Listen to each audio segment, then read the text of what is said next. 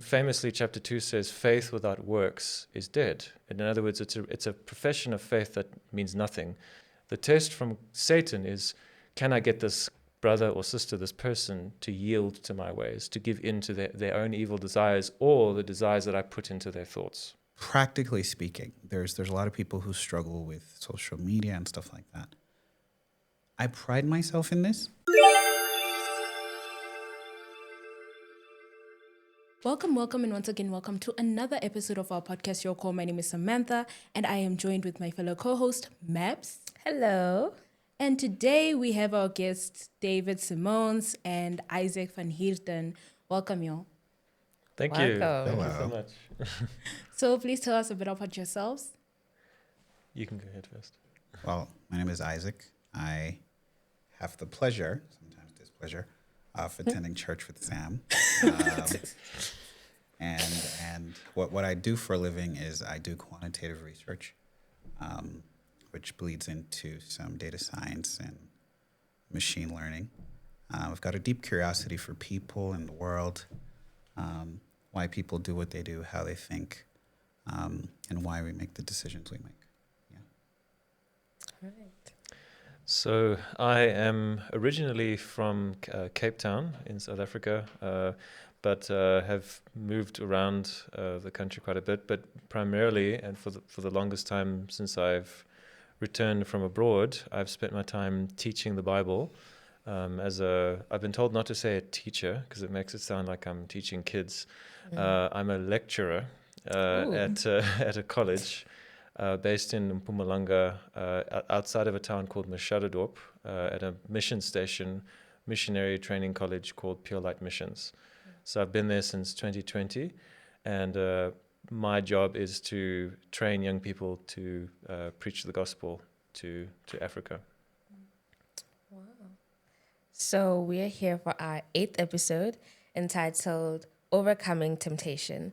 So what came to mind when you heard this title, or what does temptation mean to you? So temptation is something that's very, very practical, something very relevant to all of us, because the Bible says that every man has been tempted. It's a part of human life. Can we go in our Bibles? I don't know how Yes. So in James chapter 1, we find what is essentially a definition of temptation. I'll be reading from verse 13 to 15. And before I do, it's also just an interesting thing to note that in both the Hebrew and the Greek, the word, like the common idea that connects the thought in the different languages, is the idea of being tested, being put to the test. And the meaning of that can change depending on the context.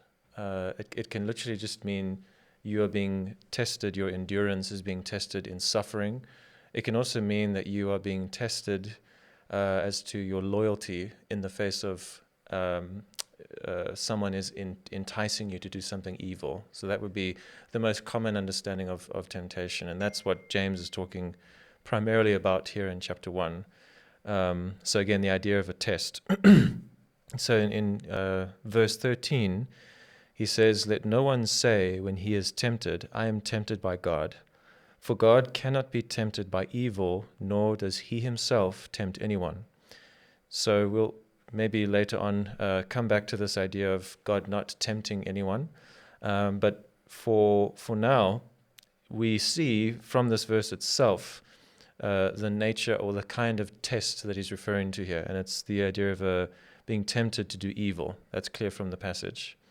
And then in verse 14, it says, "Each one is tempted when he is drawn away or pulled away by his own desires and enticed."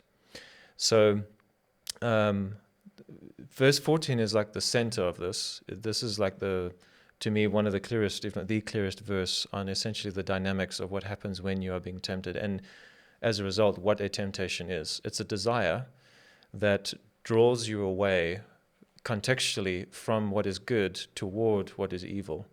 So it's essentially a thought that comes to you, usually associated with emotions, or which evokes an emotional hormonal response, if we're going to talk about it from a physiological standpoint. There are feelings, basically, and you are being drawn away from the path of what is right toward that which is evil. So a temptation, to put it very simply, is a thought that comes into your mind to do something which is forbidden. That's the plainest idea. And God never puts a thought like that into your mind. That's his argument here. So I could say more, but I know this isn't a sermon, it's an interview, so I'll stop there for now. Thank you. The first thing that came to mind was job, right? And just to dovetail off what he said. So you've got temptation that is spoken about as a test. Then you've got temptation that is spoken about as being drawn away by your own desires, as we just read in James. And I thought about Job and the fact that he went through a trial, right? And he was tested. And along with that came potentially the temptation to curse God because everything was taken away from him. And I thought about that in context of just my life and everyone else's life. Sometimes you are going through a test. Hopefully you pass the test, and sometimes you are being drawn away by your own desires. And just trying to juxtapose those ideas, trying to unpack them and what they mean in the broader scope of what temptation is. And I think this just forced me to reflect a lot on what Job went through and how he overcame it. That's how I'll answer the question. If I could add another thought that just came to my mind. There's this expression that we often use when we teach, and that is context is king. And essentially what that means is words often, whether in English or Shona or Zulu or Hebrew or Greek, these words, the words in our languages, one word can have multiple meanings, and it's always dependent upon what is the setting. Like you could say cool, and what you could mean is that person is stylish, or you could be talking about the temperature. Or you could mean that they are a bit off in the way that they're relating to you, like he treated me coolly or something like that. So the setting, how it's being said, to whom it's being said, and so on, even the tone of voice, but of course we don't know that in the Bible because we can't hear anything. That determines how a word is used. So within James, if you look at back in chapter 1, in verses 2 and 3, you gain another little interesting nugget here. It says, my brethren, and more correctly, my brothers and sisters, count it or consider it all joy when you fall into various trials, knowing, and in older, like the King James, that word trials there is translated as temptations. So that's an insight. It shows us how the translators understand this word to be tempted. It's a trial or a test. And then he says, knowing, so continuing the thought of verse 2, that we should consider trials a good thing, a cause of joy, he in verse 3 says, knowing that the testing of your faith produces patience. So what is temptation? It's a test of your faith. And within the context of James, famously chapter 2 says, faith without works is dead. In other words, it's a profession of faith that means nothing. It's a faith that doesn't actually exist. It's not anything. True faith will always produce works, and what he means there is a certain kind of lifestyle that harmonizes with your profession. And so temptation is essentially a test. Is your profession to believe in Christ true or not? And that's essentially what happens every time we are being tested. What kind of works will we produce? When we have the opportunity, when we feel ourselves being drawn away from the good works, from a life of obedience, from the law of God and so on, we are being tested to say, okay, is your when you call yourself a Christian, are those real words? In other words, do you really mean what you say? So that's also another very important insight. But it goes back to this idea that it's a test. Job was being tested. Abraham was being tested. But as I said, the context determines what that means. And here in James, it means you're being tested to see, is your profession genuine, or are you actually just a devil in sheep's clothing, as it were? It's kind of harsh language to use, but yeah, that's the basic idea. Because in James's time, the people that he was writing to were using religion as a cloak. They were praising God on the one hand, and then they were mistreating the poor. They were praying much, but then they were insulting each other, and they were just like, there was a lot of problems. There were many problems going on. So James had to say, listen, what you are doing right now is proof. You have been tested and you have been proven to be false. And that's why in chapter 4 he says you need to stop being double-minded. You need to make up your mind. Are you for God or are you against him? So temptations on a daily basis are a test of that. It's a test of is our profession genuine or not. All right. So based on your explanation, what would you say is the difference between a test and a temptation? They're the same thing. But as I said, the context determines like what's happening in the story, what exactly is going on. So when Jesus was tempted, there it's Satan is tempting him. And there it's clear that Satan is trying to get him to do something wrong. When you look at Abraham, it's clear in the King James, it says, actually, before I say anything, I just want to go back to verse 13 of James 1. So this will help to lay the foundation for what I was about to say. Let no one say when he is tempted, I am tempted by God. For God cannot be tempted with evil, nor does he himself tempt anyone. Okay, so it's very clear that James is saying that God will not tempt you with evil. That's what he means in context. He will not tempt you. He will not try to induce you or to seduce you to do something that's wrong. He says, where does that come from? It's not from above, it's from you. It's from your own desires. That evil, that's you. Don't blame God, that's you. He's placing the blame where it belongs here. But then, when you go to we can read verses 2 and 3 again, and then we can read verse 4, which completes the thought.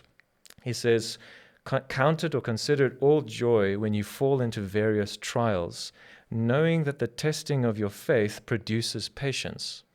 So what we are seeing here is that trials and temptations they should be a source of joy for us because they're an opportunity to grow. Because what do? If they are endured, they develop endurance. They develop character, is another way of saying that. They strengthen you. They strengthen you in your ability to do what is right and to do it naturally until it becomes a part of who you are. To a point where you no longer need to be tested because it's like, okay, this one's graduated on this point, let's move on to something else. And then it says it again in verse 4, and then it says, but allow or let patience to have its perfect work, that you may be perfect and complete, lacking nothing. So this is a funny way of saying, and I say funny because I've always struggled to understand what exactly does it. The wording here is kind of odd. I don't know how it brings it out in that translation, but basically what I've understood is don't run away from trials because they're an opportunity to grow. Many times people don't grow in character because they run away from difficult situations or they find some way out of a trial, which if they had endured. And many times what that means is you know that God is leading you this way, and then things get hot and heavy, and you just say, I'm going to go and try another option because it's too hard here. And you're missing an opportunity to grow. So how does this answer your question? Because your question was, what is the difference between a test and a temptation? I said nothing. It just, the context determines what exactly is going on. When the Bible speaks about God testing us or tempting us, I believe verses 2 to 4 show us what his intention is. Verse 13, 14, and 15 show you your intention and the devil's intention to do evil, to get you to do evil. With God, his intention in testing us is to actually to develop character. It's not to try and see, can you do evil? It's, will you resist? And will you follow my ways? And if you do, if you rely on my grace and you take the way out that I provide, you will end up developing character. Now, more evidence for this comes when we go to Hebrews chapter 11, verse 17. So in Genesis 22, when it introduces the story of Abraham being told by God to offer up his son, it starts off by saying God tempted Abraham. And as I said, newer translations render it as he tested Abraham, keeping in mind this difference, that God was not trying to get him to do something wrong, rather he was trying to test him so as to develop character. Look at what Hebrews 11 verse 17 says. By faith, it says, by faith, Abraham, when he was tested, offered up Isaac. So what did he do when he offered up Isaac? It says or rather, how did he do it? It says he did it by faith. So contextually, when it says that when he was tested, what was being tested? If he would have faith or not. Right? So in God's eyes, what he's trying to do is he's not trying to get you to do evil like the devil is. He's trying to say, are you going to exercise faith? Now, we could go into another part of it, like a whole different discussion. Why does God need to see it? He doesn't. This is for other people, other beings. This is not for him to see. It's number one for you to see your own character, but also and to grow. But there's also others who are watching us. 1 Corinthians 4 gives us a hint that angels are watching. And something had to be seen in the case of Abraham. That God had chosen him as a special people. And every time God gave him a test of faith, he kind of messed up big time, like with Sarah and rather with Hagar, and he lied, and he kind of messed up, and God's like, this is my chosen one. And the devil's like, really? This guy? Yeah. So God's like, okay, let me just demonstrate in front of everyone to show you that he is what I say he is, that he is the man of faith that I believe he is. So what is the difference between, I think if I could rephrase that, what is the difference between a test from God and a test from Satan? Because both of them test us.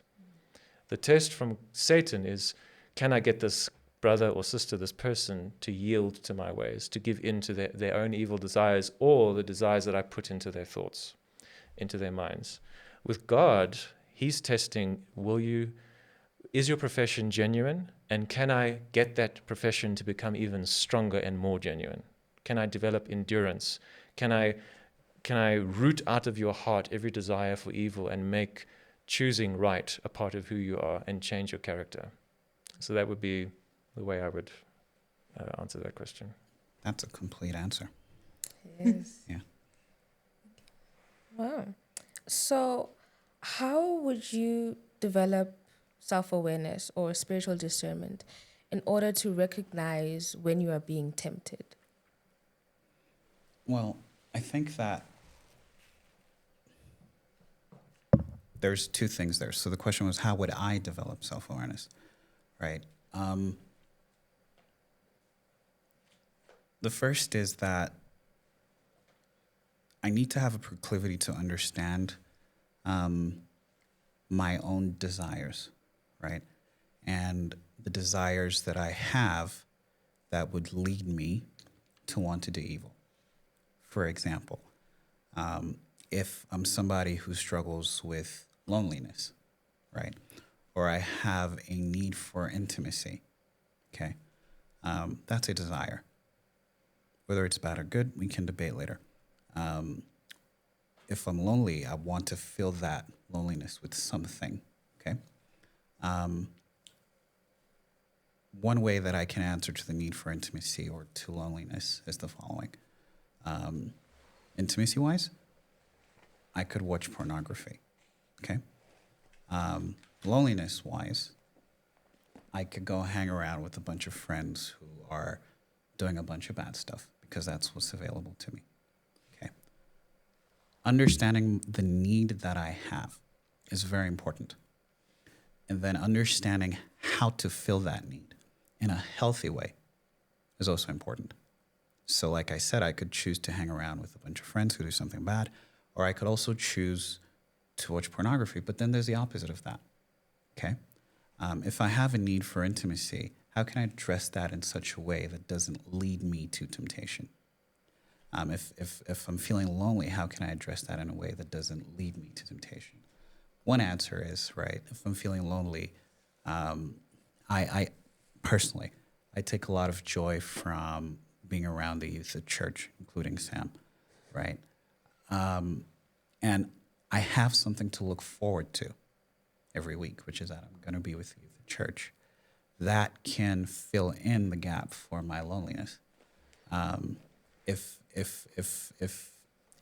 I have a need for an intimate relationship with somebody, I can also fill in that gap. I have something to look forward to, right? The quick answer for that, for example, could be marriage, right? Something to look forward to, right? And so I can postpone the desires of the present with the hope for the future, for example. But I think it's just having a deep understanding of what it is that I struggle with and how I can fill in the gaps for that in a healthy way. And also understanding what the unhealthy ways are and how I can prevent myself from falling into those. So that's one. But I think the other piece of this, the second piece, is having a very close relationship with God is very important. Because as human beings, we tend to understand ourselves from a human lens, all right? And the human lens tends to fall for all kinds of desires and all kinds of tricks from the devil as well.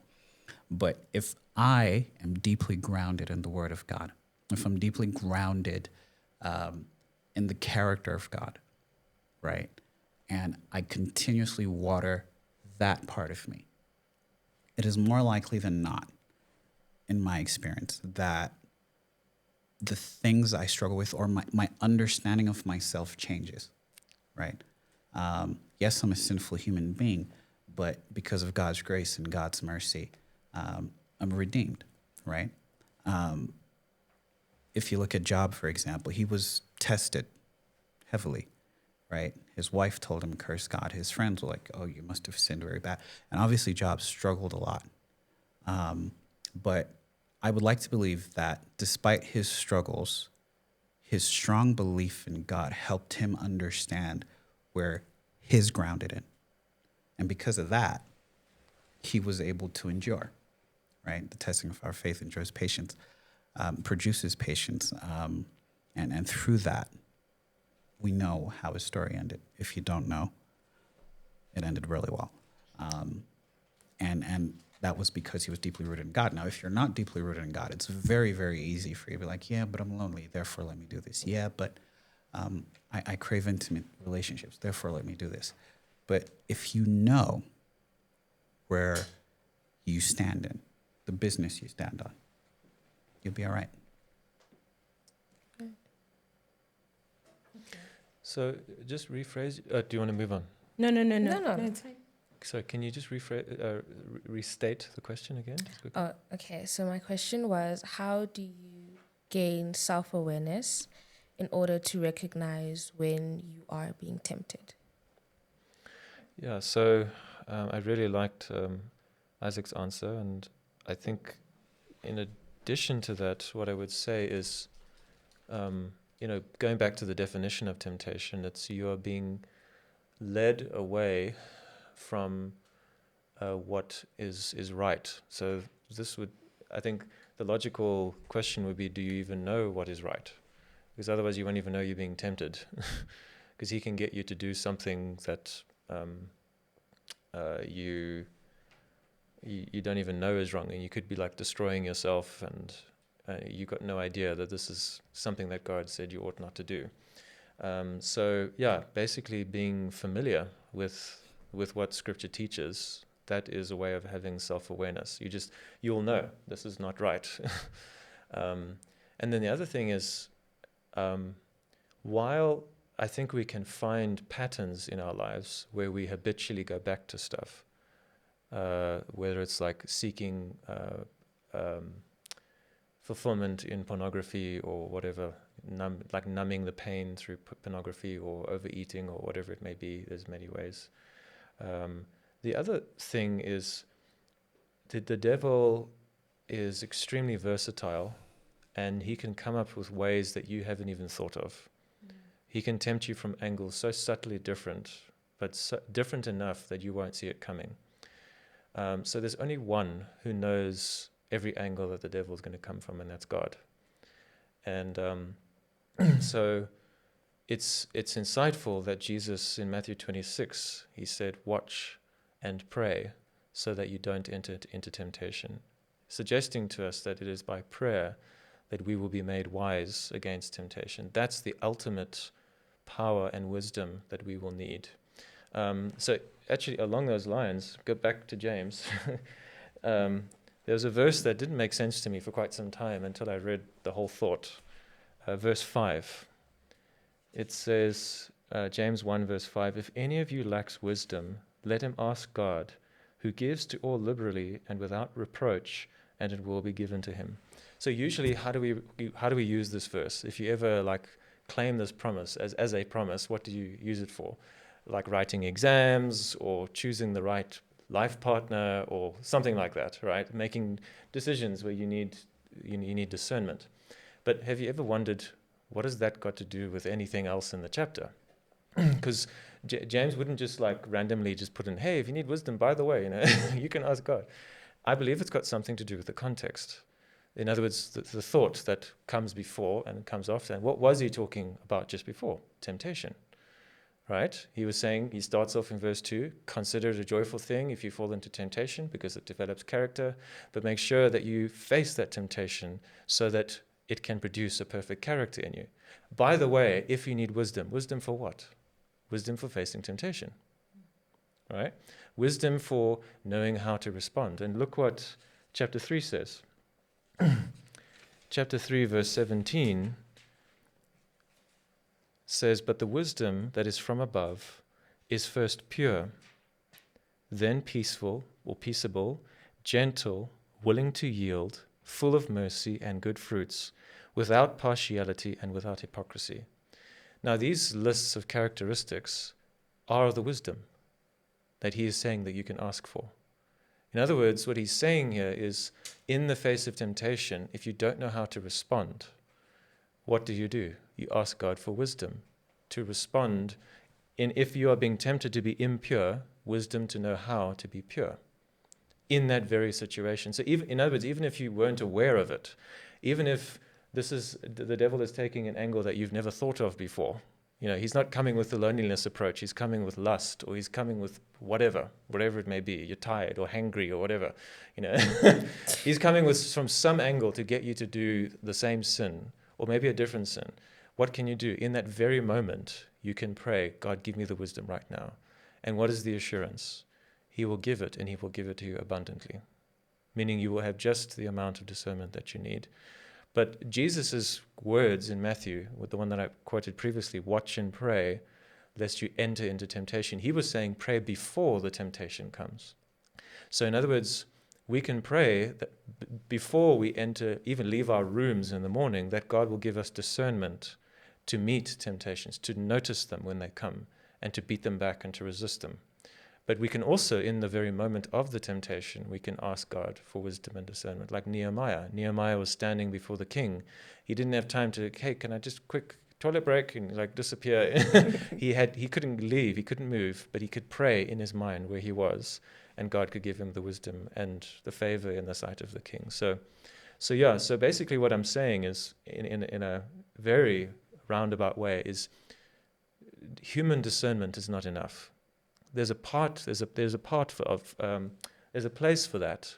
Being aware of the habits of your life, being aware of the trends, the places that you go to, the crutches in your life. There's a place for that. But I would say, in addition to that, we must have the power and the intervention from God. Otherwise, the devil will sweep the floor with you. No matter how long you spend trying to figure out his tactics, he'll always get the upper hand. But if you have Christ living within you, he cannot outsmart Christ. And as a result, you will not be overcome. Okay. So is it still a sin if you're entertaining temptation without yielding into it? Yes. Right. First of all, what does it mean to entertain temptation and not yield to it. I find that to be a very difficult statement to accept, that I'm going to entertain temptation but not yield to it. There's a lot of different examples racing through my mind of what entertaining temptation might be. I'll give you an example. I used to really like McDonald's. I used to really, really like McDonald's. And it was so difficult for me to not eat McDonald's, especially because I used to get it for free, right? Always, just for free. Now, I also had the habit of whenever I'm watching something, I had to eat. Case in point, I love Formula One, right? On a Sunday afternoon, that's maybe a 2.5 hour race, and I have to eat. So what would I eat? McDonald's, right? And you could argue that, let's say, there's maybe 2-3 races in a month, so I'm going to eat McDonald's 3 times in a month. I'm a fairly healthy guy. I cycle. I work. Really tough job. So more often than not, I'll stick to 2-3 times a month. But here's the thing. When I'm driving home from work, there's a lot of McDonald's on the way home. Just so many of these drive-thrus. Because there's traffic and it's late and I'm not going to eat. Guess what I'm going to do? I'm probably going to want to pass McDonald's. When I'm driving to work, if I didn't eat in the morning, which sometimes I'd find myself deliberately not doing, I wouldn't eat. I'm gonna pass McDonald's because it's like 2 just next to where I work. And I'm just gonna get me breakfast at McDonald's. And consistently, I would find that I'm not eating in the morning, right? Consistently, I'd find that I'm not taking lunch to work. Consistently, I'd find that if there's an F1 race, I make sure that there is no food to eat other than one thing. You know what I mean? And consistently, McDonald's would be what I choose to plug that stuff in. Now, could I honestly have eaten in the morning? Yeah, could have. Very, very easy. Could I take lunch to work? Yeah, could. Actually, I didn't even have to because at work there was food. And a lot of it was just a bunch of vegetables. For a Formula One race, did I have other options than McDonald's? Yeah, definitely. There's food from Sabbath. There's food just in the house. But because I knew what I wanted, I would consistently entertain the things that would make me get what I desired. Now, it's a strange example to use, but I would say it applies across the board. If I had the discipline to not put myself in a situation where I would need McDonald's, I'd be all right. But I did. And along with entertaining the desire came the thing that I wanted. I don't think I can separate the two. So the answer is yeah, no. I cannot entertain temptation and not yield to it. Yeah. No, the question was, is it a sin? Is it a sin? Yes, because I can't entertain it and yield to it. So it's definitely a sin. Yeah. So James again, he partly answers this, but we'll have to go to another verse in Matthew as well. But so I'll just read verse 14 again, and then we'll read verse 15. So this is where I stopped in the beginning, where I said I didn't want to preach to you because it becomes quite powerful here. So verse 14 says, each one is tempted when he is drawn away by his own desires and enticed, right? So basically, again, just to repeat the idea, a temptation is a thought that entices you, a thought that allures you, pulls you away from what is right towards what is evil. Then verse 15 says something interesting. It says, then when desire or lust has conceived, it gives birth to sin. I'll stop right there for now, just because that's enough for what I'm about to say. So we notice that desire here is conceiving and giving birth. Okay? So that's an interesting thing to do. He's making a parallel here between a desire to do something evil and a woman falling pregnant. Now, when you see something like that, when you see a Bible writer using an illustration like this, you always want to ask yourself, what is the implication? In other words, why is he doing this? And what does this mean? Why this illustration? And I believe what he's doing here is you'll notice that the baby that is born is sin. So this is telling you how a lustful thought produces sin, or in other words, how a temptation becomes sin, which immediately distinguishes the two. It's not a sin to be tempted, right? Jesus was tempted, it says in Hebrews 4 verse 15, but was without sin. So we can be tempted. And in verse 12, it says, "Blessed are you who endure temptation." So clearly it wouldn't be a blessing if being tempted is a sin. But coming back to verse 15, why is he talking about a woman falling pregnant? I believe what he's doing here is he's trying to illustrate how a temptation becomes a sin. Now, without going into the details, what needs to happen in order for a woman to fall pregnant? And essentially, what it boils down to is consent and intimacy, or putting those two ideas together, the choice to become intimate. So what he's basically, I believe, saying here is what makes a temptation, a tempting thought, a sin, is when you choose to cherish that thought. In other words, not when the thought comes into your mind, but when you choose to keep that thought in your mind, when you choose to dwell on that thought, right? Does that make sense? So let's go now to some interesting words of Jesus in Matthew 5, which almost seems to contradict what I just said. Someone would say, hey, but what about this one? So verses 27 and 28.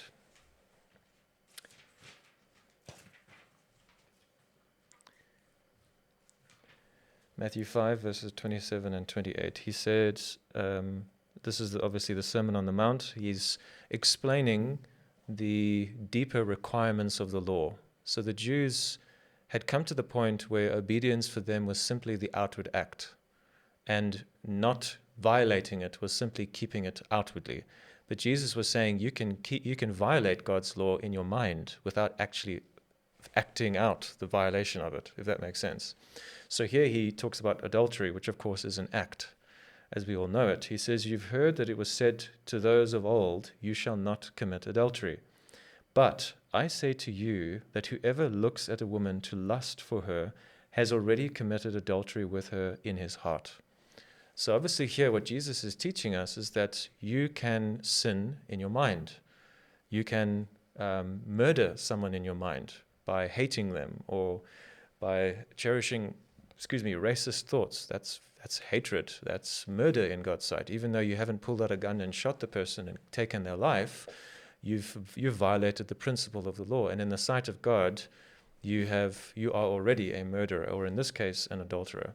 So how does this come back to your question? Look closely at verse 28. Is Jesus simply saying if you have the thought? He says, but if I say to you that or if you simply look at a woman, he says, I say to you that whoever looks at a woman to lust. That phrase, that little expression, is implying a choice. This is why you are looking at them. Does that make sense? So once again, we have consent. In other words, the choice. So in other words, if I look at you, I'm not sinning in my mind unless I'm making the decision to undress you in my mind. Does that make sense? Now, in a similar way, so both Jesus and James, who I believe was the brother of Jesus, both of them agree that the important ingredient that moves a bad thought to becoming a violation of God's law, even if it's in your mind, like Jesus is talking about, is your decision. What are you going to do with that thought? So, again, if I am let me use a male example, and then I'll use a female example, because I know male examples sometimes go over women's heads. It doesn't make sense to them, because we are so different in some ways. Not that we have different intelligence levels. So, needed to add that. My sister would find me and hunt me down if I said something like that. So, if I'm sitting in a mall, let's say the Mall of Africa, and it's summer, and the ladies are walking around like they forgot to get dressed, right? My mother used to say you could tell what they have for breakfast, right? The clothes are so tight and so revealing, you don't even need an imagination to know what they look like undressed. And of course, as a man, what's going to happen? Well, you're going to be provoked, right? So as a Christian man, you know that based on Jesus' words, you have to control your thoughts, right? Even though there may be many poorly dressed women all around me, that's not an excuse for me to sin, right? There's never an excuse to sin. There's never a place where you have to violate God's law. So what does a man do in a situation like that? And when has he sinned? So if I'm sitting there and a lady walks past me in provocative clothing, I can do two things. The one is my attention will naturally be drawn to her, because that's the point. I'll be drawn to her body. But then at that moment, guess what? I have a choice. Am I going to continue looking, or am I going to look away? Now, let's say I look away. Do you know what I can still do? I can look again, right? But what have I done? I've made a choice. I have not sinned because I didn't ask that woman to walk in those clothes in front of me, right? That wasn't a choice, right? So it's only when I make the decision to look again. Or let's say she walks inside a building and I can no longer see her. I've still got my thoughts. My eyes have taken a picture of her and her body and her appearance, right? So it's there, again, what do I have? A choice. Is that picture going to be allowed to remain in my mind or not? So if coming back to the illustration of her walking past me, if I keep on looking, I've sinned. Or if I look away and I thought, that was a nice view, let me look again, I've sinned. Or if I don't have the opportunity to look again, but the picture of her comes in my mind and I see the thought, I recognize this is wrong, but let me just continue thinking about it. Right there, the moment I've made that decision, there I have violated God's law. Because remember, Jesus said you're looking to or with the intention to lust. Some translations actually say that. You are looking with the intention of lusting or committing adultery in your mind. You are sleeping with her in your mind. So the short answer is the difference between the two, when the thought becomes the sin, is when you choose. So he dwelt on the importance of cherishing. To cherish is a choice to dwell on a thought. So choice is the absolutely all-important ingredient. What moves a wicked thought to become of actual violation is what have you chosen to do with that thought. So how would you advise someone who has been struggling to overcome a specific temptation for a long period of time?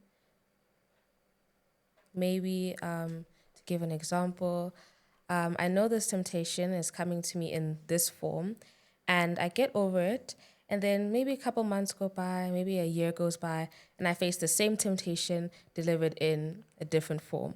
I didn't recognize it at first, but then I fell into it and I realized, this is something I've been struggling with before.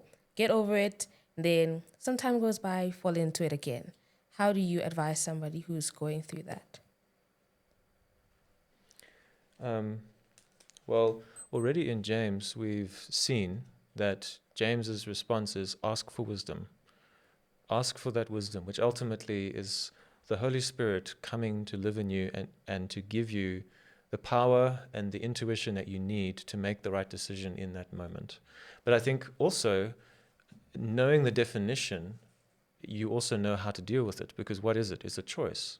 Sometimes people fall into a temptation so often, or something becomes so normal that they begin to think they don't have a choice. They almost have to. No, you always have a choice. The very definition of temptation becoming a sin, or the underlying factor, is a choice. So you have to realize you must make a choice. And another very important principle, and because our time is running out, I'll just say it, I won't go there. But Paul says, work out your own salvation with fear and trembling, For it is God who works in you both to will and to do of his good pleasure. What you have in that brief statement is a synopsis or a summary of the way to succeed in Christian living. You have the combination of human effort and divine power. You work out, but you can only do that because God is working in you. And that word working is present continuous. He's continually in you, empowering you, and so on. But he's not going to move you around like a puppet. He's not going to take that cigarette out of your hand. He's not going to close the porn app on your phone. He's not going to take that McDonald's and throw it away. You know, he's going to just he's going to respect your freedom of choice, but he's going to give you the power to make better choices. So it's a combination of human effort. You must do your part. And secondly, being filled with divine power, and that continually. So I think it has already been mentioned that one of the best ways of dealing with temptation is by the replacement principle, where you replace that bad habit with other habits. I often like to say that Jesus didn't sin because he had no time to sin. His life was so filled with good works that he didn't have time to contemplate evil. Many of us, we have voids in our lives. Like we get home and we don't have something to do in the evening. So what do? We instantly go into Instagram or social media, and that is like a slippery slide into the world of pornography or into ungodly movies or whatever, right? It's like a trap almost. And I'm not condemning WhatsApp and YouTube, but it's often that's like the next step. That's like the bouncing step into the world of pornography and these other struggles that people have. So, in other words, you need to decide. You need to think. Okay, what else can I do with my time in my evenings? Because evenings are often when temptation comes and gets the better of us because we're tired, we haven't planned, and when we don't plan, there's that expression: if you fail to plan, you plan to fail. So you need to plan your life. And that doesn't mean you have like a schedule for every 5 minutes of your life in the evening. It's just have like a variety. Let's say, okay, I like to do these 5 things, and you get home and you maybe even have like a printed out thing in your room and you say, I can do these. What one of these 5 things do I want to do in my spare time tonight? Something that's not going to take you into the world where you can be tempted. So, for example, if you know that if I go into YouTube and I'm on there long enough, or if I'm on Facebook, I don't know if you know that's a thing nowadays for young people, but TikTok or whatever. I mean, if you're a guy and you're flipping through TikTok, you can quickly see a woman scantily clad, and that'll be the next thing you do is pornography, right? Or you can, as a woman, you can be scrolling through it, and then you see this beautiful woman with this perfect body, and then you start shaming yourself, and then you start overeating because you want to numb the pain because you don't think you're beautiful enough and you don't compare. So why are you going onto these places where you're being tempted? Find another place to spend your time. Does that make sense? So, like, I know for myself, I came from a background of addiction to video games. So I had to be extremely careful with myself when it came to media and technology. And eventually I made the decision, I'm not going to be on WhatsApp, because when I go on there, I easily spend hours looking at people's statuses, even the same status, over and over and over and over. And it's like, and you're waiting for another status update, right? And YouTube, easily. So with YouTube, I realized there's a lot valuable on there. So let me keep YouTube. But I found a way of banning myself, as it were, blocking myself from YouTube for a certain period of time. So, in other words, you need to evaluate, okay, where are the sources of temptation? Are these areas, if it's like a website or an app or something like that, can I handle the pressure in those places? Can I like the YouTube situation, I can use the good but not go into the evil? If yes, find a way of minimizing your chances of accessing the evil. But if it's overwhelming, if you're going onto TikTok and every time you go in there you get messed up and you fall, delete TikTok. Jesus, I remember one of your questions was, how far should we go? Should we inconvenience ourselves? Jesus says, immediately after he says, looking at a woman to lust, you commit adultery, he says, if your eye causes you to stumble, pluck it out. What he meant was, if there is something that is making you vulnerable to commit the sin of adultery, it's better to remove that thing from your life, even if it makes your life convenient. rather inconvenient. It's better to have inconvenience. Like, it's harder to communicate with people now that I'm not on WhatsApp. But it's better that the inconvenience, people getting irritated, than me wasting time on things that is not my work, or me falling into pornography. Does that make sense? He says it's better to lose your hand than to lose your whole body. Right? So sometimes extreme measures are called for, but we also need to be careful that we don't become too extreme, which I don't have time to elaborate on. But anyways, I think I've said enough. The basic idea is a combination of human effort and divine power. That can mean thinking of places where you're weak. It can mean finding habits to replace. In fact, that's a must. And constantly praying and pleading with God for the indwelling power of the Holy Spirit. And in that situation, pray that God will help you to find a way out. Remind me of the question. How does one deal with overcoming temptation that they've been struggling with for a long period of time? I think he answered it really well, right? The Bible says if your hand causes you to sin, cut it off. So I'll come back to my McDonald's example. One of the things that exposed me to McDonald's a lot was the fact that I try to avoid traffic on the highway. And how I did that was by going through suburbs and stuff. So naturally, there's a lot of fast food chains where you're not on the highway. So what I did was I chose to use highways, but because my challenge was traffic, what I knew was I have to leave home at a time when I know I'm not going to leave traffic, when I'm not going to meet traffic. One of the solutions for that was to either leave home really early in the morning, but that was really undesirable. So I left home really late, right? I leave home at like 9:30. That way, it's a straight drive to work. And I get to work at like 10:15 or something like that. Along with getting to work at 10:15 meant I would leave work later than usual. Again, to avoid traffic. I would leave work at like 6 or something like that, when time allowed me to. Naturally, I'd have to get home. Not praising it, but it's an unsafe country, so there wouldn't be a chance to stop at night. Cut it off. Practically speaking, there's a lot of people who struggle with social media and stuff like that. I pride myself in this, so I'm just going to share the tip. Is that the camera? That one? This one? Yeah, I'm just going to share the tip because I think it's helpful. So in machine learning, we talk about reinforcement learning, yeah? And what that is it's kind of like, we're trying to simulate how AI works is we're trying to simulate how the brain works with a computer. So when you struggle with something, your brain builds a pathway, right? And the more you engage in a habit, the pathway becomes more defined. Therefore, your habits fall easier into it.